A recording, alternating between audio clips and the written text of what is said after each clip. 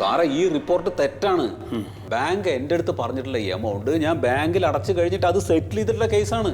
പിന്നെ എങ്ങനെ ഇത്രയും കൂടുതൽ എമൗണ്ട് സെറ്റിൽ ചെയ്തെന്ന് പറയണത്? സിബിൽ റിപ്പോർട്ടിൽ അങ്ങനെയല്ല കാണിക്കണത്. അപ്പോൾ ഈ സിബിൽ റിപ്പോർട്ട് നമുക്കൊന്ന് തിരുത്തണം.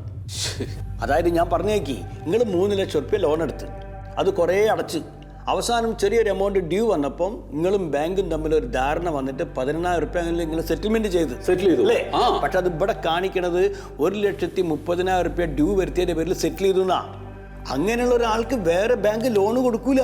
ഇനിയിപ്പോ ഞാൻ എന്താ വേണ്ടത് സാറേ, നിങ്ങൾ അതൊന്ന് പറഞ്ഞു തരും. നിങ്ങളിപ്പോൾ എന്താ വണ്ടി വെച്ചാൽ നിങ്ങൾ ആ ബാങ്ക് പോവുക. ഇത് ഒരു ഡാറ്റ എൻട്രി ചെയ്തപ്പോൾ തെറ്റിപ്പോയതാണ്. അത് തെറ്റിപ്പോയതാണോ ഓരോരുത്തരും ലെറ്റർ എഴുതി മേടിക്കുക. ഈ ലെറ്റർ ഞാൻ എൻ്റെ ഓഫീസിലേക്ക് അയച്ചോളാം, പിന്നെ പ്രശ്നമില്ല. ടെൻഷൻ അടിക്കണ്ട, അങ്ങനെ ചെല്ലി ഒക്കെ ശരിയായി വരുന്നു. എന്നാ ശരി. ആ ശരി.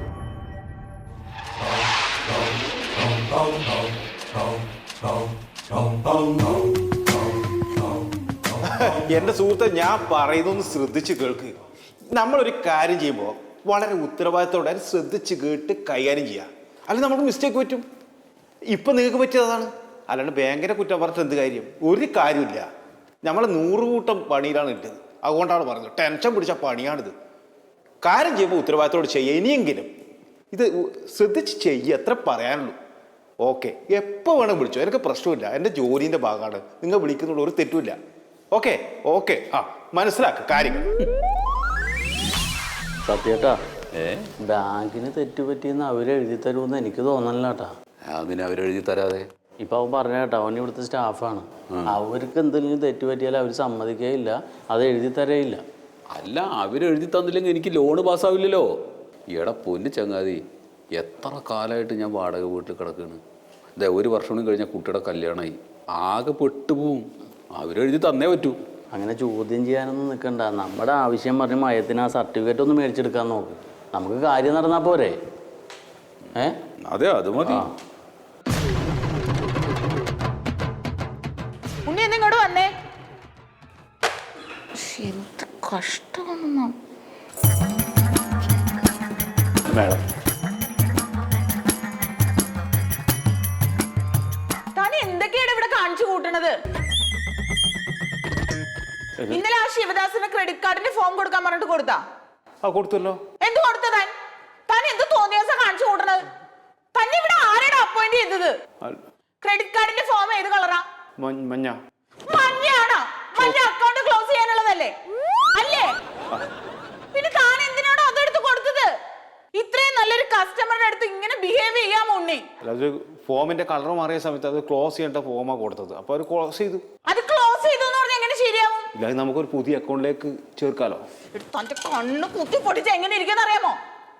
അയാൾ എന്നെ വിളിച്ച് എന്തെല്ലാം പറഞ്ഞെന്നറിയാമോ? മാഡം, അത് ഇനി ഏത് മുഖം കൊണ്ടാണോ അയാളുടെ അടുത്തേക്ക് താൻ ചെല്ലണത്? ചെറിയൊരു മിസ്റ്റേക്ക്. എടാ, ഈ ബാങ്കിനെ വിശ്വസിച്ചല്ലേടോ അയാൾ ഇങ്ങോട്ട് വന്നത്? അതെ. തന്നെ വിശ്വസിച്ചല്ലേ ഒപ്പിട്ടത്? അതെ. അല്ലേ? അതെ. അപ്പൊ താൻ ഇങ്ങനെ ചെയ്യാമോ?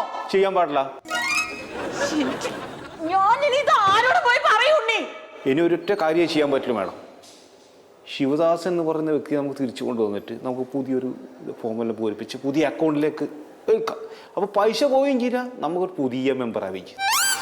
അയ്യോ, തന്റെ അടുത്ത് പറഞ്ഞിട്ട് ഒരു കാര്യമില്ല. താൻ ഇവിടുന്ന് ഇറങ്ങി പോവാമോ? ഞാൻ ശിവദാസൻ എന്ന് പറയുന്ന ആള് പോയ എവിടെയുണ്ടോ? ആ, എന്റെ തലയിൽ ഇങ്ങനെ കുത്തിയിരിക്ക. ഒരു കാര്യം ഞാൻ പറഞ്ഞേക്കാം, എന്നോട് ചോദിക്കാതെ ഒരു പേനയിലോ ഫോമിലോ ഇനി താൻ തൊട്ടിട്ടുണ്ടെങ്കിൽ വായി പൊളിച്ചിട്ടൊന്ന് പോടോ. തൊടൂല മാഡം. പോടോ. അപ്പൊ ഇനി ഞാനൊന്ന് പണിയെടുക്കണ്ടേ? കുറെ ഫോം ഒപ്പിടാനുണ്ട് സർ, പിടിക്കാനുണ്ട്, എഴുതാനുണ്ട്, കാര്യങ്ങൾ ചെയ്യാനുണ്ട്. ഇവിടെ ഒന്ന് പോയിട്ടാണ് എനിക്ക് സോയിരട്ടാ.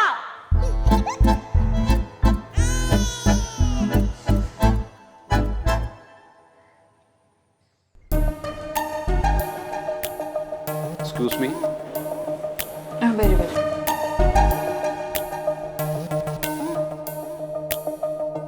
മാഡം, എൻ്റെ പേര് സത്യശീലൻ.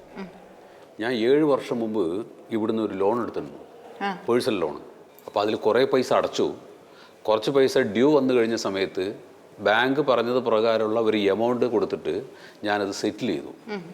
ഇപ്പോൾ എന്താ പ്രശ്നം എന്ന് വെച്ചാൽ, എൻ്റെ സിബിൽ റിപ്പോർട്ടിൽ സെറ്റിൽമെൻറ്റ് എമൗണ്ട് തെറ്റായിട്ടാണ് കിടക്കുന്നത്. എനിക്കതൊന്ന് തിരുത്തി തരണം. സിബിൽ റിപ്പോർട്ട് തിരുത്താൻ പറ്റില്ല സാർ. തിരുത്തണ്ട. എനിക്ക് ഒരു ലെറ്റർ തന്നാൽ മതി. എന്ത് ലെറ്റർ? ഈ സെറ്റിൽമെന്റ് എമൗണ്ട് മാറിയിട്ടാണ് കിടക്കണമെന്ന് പറഞ്ഞിട്ട്. സാർ അങ്ങനെയൊന്നും തരാൻ പറ്റില്ല. ഞാൻ ആദ്യം ഒന്ന് ചെക്ക് ചെയ്യട്ടെ. പേരെന്തായിരുന്നു? പേര് സത്യശീലൻ. ഫുൾ നെയിം പറയാമോ? സത്യശീലൻ താഴത്തേത്. സാർ ലോൺ അക്കൗണ്ട് നമ്പർ അറിയാമോ? ലോൺ അക്കൗണ്ട് നമ്പർ ഉണ്ട്.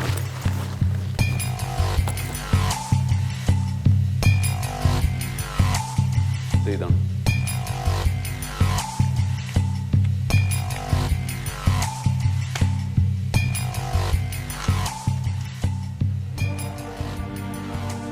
സാറ് പറഞ്ഞത് കറക്റ്റാണ്. സെറ്റിൽമെന്റ് എമൗണ്ട് വ്യത്യാസമുണ്ട്. വ്യത്യാസമുണ്ട്. അപ്പോൾ ഞാൻ ഹെഡ് ഓഫീസിലേക്ക് മെയിൽ അയക്കാം, എന്നിട്ട് റിപ്ലൈ വരട്ടെ. അയ്യോ, അതൊന്നും നടക്കില്ല മാഡം. ഇത് ഹെഡ് ഓഫീസിലൊക്കെ പോയി കഴിഞ്ഞിട്ട് അതിനൊരു തീരുമാനമൊക്കെ വരുമ്പോഴേക്കും ഞാൻ ലോണിന് വേണ്ടി ഉണ്ടാക്കിയിട്ടുള്ള സർട്ടിഫിക്കറ്റുകളൊക്കെ കാലഹരണപ്പെടും. പിന്നെ ഞാൻ വേറെ ഉണ്ടാക്കേണ്ടി വരും. സാർ അങ്ങനെ പറഞ്ഞാൽ പറ്റില്ല. എനിക്ക് ഇവിടുന്ന് അതേ ചെയ്യാൻ പറ്റുള്ളൂ. ഹെഡ് ഓഫീസിലേക്ക് മെയിൽ അയക്കാം. ഞാൻ ഇപ്പം തന്നെ ഫോർവേഡ് ചെയ്യാം. വേണ്ട, നിങ്ങൾ ഒരു ലെറ്റർ തന്നാൽ മതിയെന്നേ. ഞാനത് കൊണ്ടു കൊടുത്തു കഴിഞ്ഞാൽ എനിക്ക് ലോൺ പാസ്സാവും. സാർ അങ്ങനെ ലെറ്റർ തരാൻ പറ്റില്ല. ബാങ്കിൻ്റെതായ പ്രൊസീജിയർ ഇല്ലേ? നിങ്ങൾ ഈ പ്രൊസീജിയറിന്റെ കാര്യം പറഞ്ഞു കഴിഞ്ഞാൽ നിങ്ങളുടെ തെറ്റിന് വേണ്ടിയിട്ടാണ് ഞാൻ ഈ നടന്നുകൊണ്ടിരിക്കുന്നത്. അതെന്താ നിങ്ങൾ മനസ്സിലാക്കാത്തത്? സാർ ഇവിടെ ബഹളം വെച്ചിട്ട് ഒരു കാര്യമില്ല. ഇപ്പൊ ചെയ്യാൻ പറ്റുന്ന കാര്യം എന്ന് പറയണത് ഞാൻ മെയിൽ ഫോർവേഡ് ചെയ്യാം, അതിന്റെ റിപ്ലൈ വരട്ടെ. അപ്പൊ എന്റെ ഹൗസിംഗ് ലോണിന്റെ കാര്യം? സാർ ഹൗസിംഗ് ലോൺ അല്ലേ, അത് ശരിയായിക്കോളും. ശരിയായിക്കോളും എന്ന് പറഞ്ഞ കാര്യം എനിക്കത് കിട്ടണതാണ്. സാർ ഇപ്പോഴല്ലേ എന്നോട് വന്ന് ഈ കാര്യം പറഞ്ഞത്. എനിക്കതൊന്ന് ചെക്ക് ചെയ്യാനുള്ള സമയം തരൂ സാർ. ഒരു ലെറ്റർ തന്നിട്ടുണ്ടെങ്കിൽ അത് അവിടെ കൊണ്ടു കൊടുത്താൽ ഇപ്പൊ സംഗതി തീരും. നിങ്ങൾ അത് ചെയ്യണില്ലല്ലോ. സാർ ഈ ബാങ്കിന്റെ നിയമം അതിന് സമ്മതിക്കില്ല. അങ്ങനെ ലെറ്റർ ഒന്നും തരാൻ പറ്റില്ല. എന്നാ ശരി, ഞാൻ വീണ്ടും വരാം.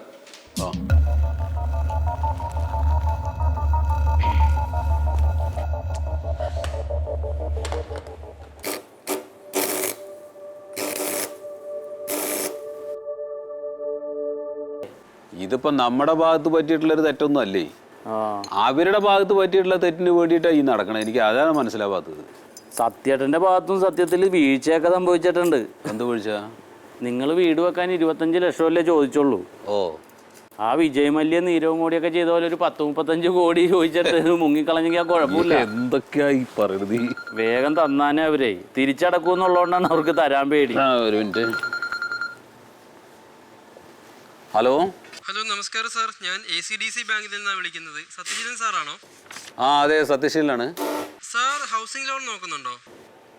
ഹൗസിംഗ് ലോൺ ഞാൻ നോക്കിയിരുന്നു, പക്ഷെ ഇനി നോക്കണില്ല. ആ പ്രതീക്ഷയൊക്കെ വിട്ടു ഞാൻ.